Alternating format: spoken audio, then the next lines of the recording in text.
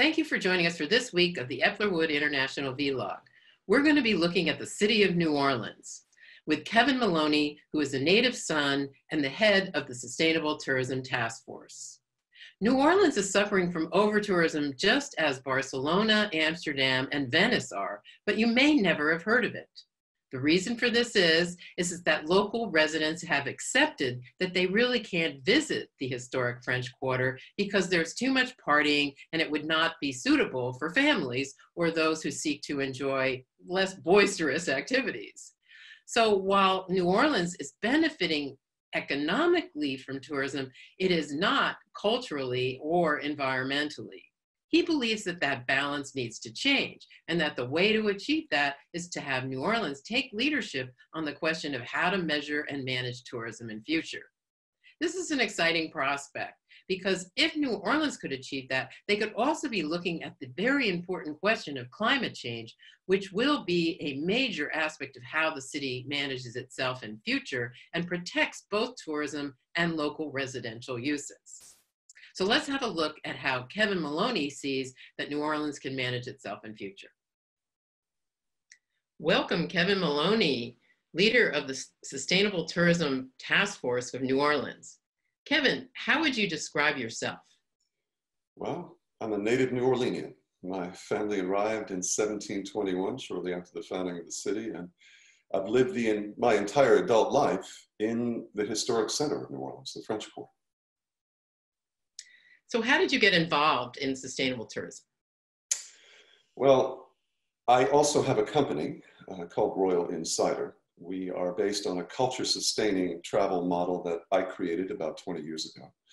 And the idea is to get visitors authentic experiences of the culture, hosted by the people who make the culture what it is. And by doing that, we get to channel their resources to support the people and entities vital to the culture instead of a tourism infrastructure that simply exists to scoop away resources. So you've been deeply involved in sustainable tourism as the leader of the task force there. You told me that New Orleans has a ratio of annual visitors that's 5 times higher than the historic center of Venice.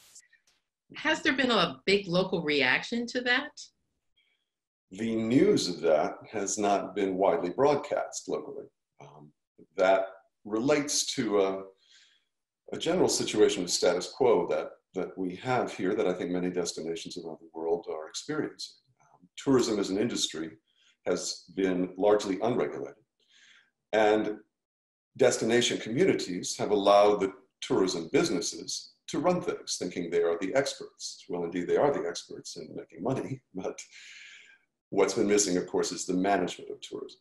But the net result here is we have a lack of public awareness. Our historic center, which receives 95% of the 12 million visitors a year here, is tiny. It's only 6 by 13 blocks in size, 0.6 of a square mile. And while the French Quarter remains in the top 25% most densely populated neighborhoods of the city, the number of residents is only about 3,500. So the number of New Orleanians also whose lives bring them into our historic center has been diminishing. And those who do engage with the French Quarter as a living organ of the culture are very much aware of the degradation that's occurring. But as for the rest, the decades of 24/7 party town marketing has fractured New Orleanians' own relationship with their own historic center. The many locals who only come to the quarter during festive times have encountered overcrowding, disrespectful tourists, exorbitant parking, and all of the issues that come with over-tourism. But that's reinforced the widespread impression among native New Orleanians that the historic center has already been given up to tourism. So without the global context, the awareness of the global context, the understanding that the hollowing out of their historic center is part of a global over-tourism crisis, many locals feel that it's simply a fact of life and there's nothing they can do. So one of our primary initiatives is public awareness. So how has New Orleans measured the success of tourism in the past?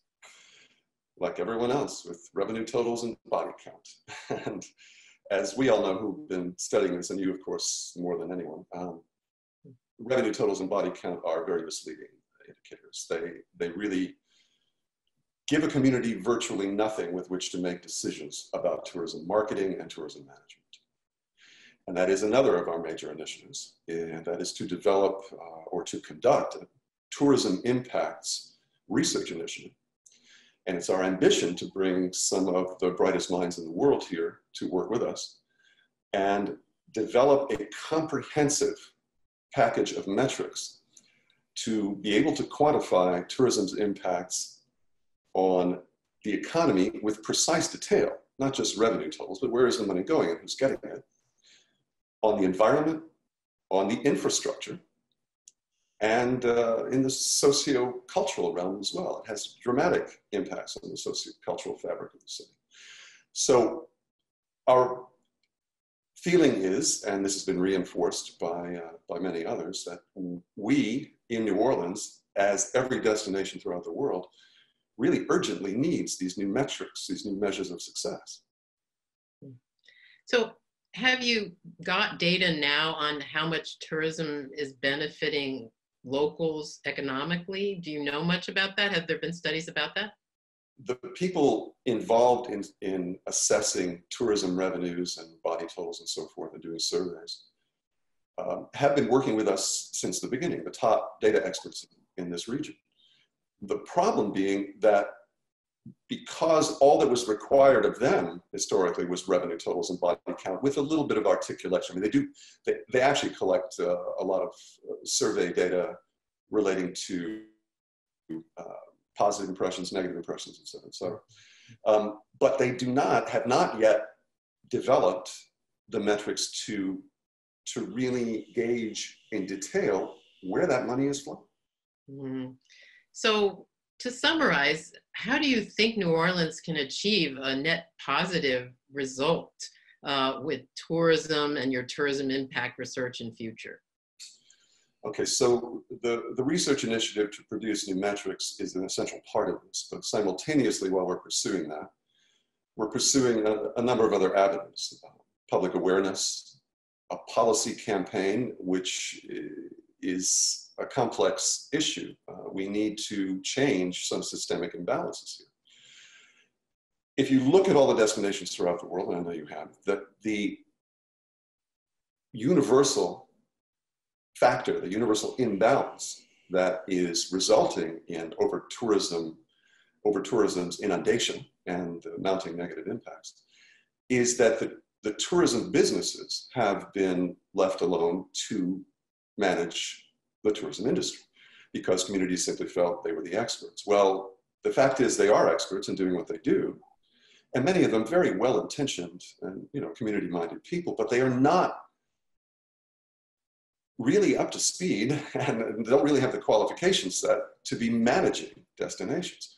And this is what urgently needs to happen here as well as everywhere else. We need a community body in place that will manage tourism and tourism marketing on behalf of the community, specifically using those metrics, those measures of real impacts, positive and negative, to be able to target the visitors we want to come and veer off from targeting the visitors who may be producing more negative impacts than positive.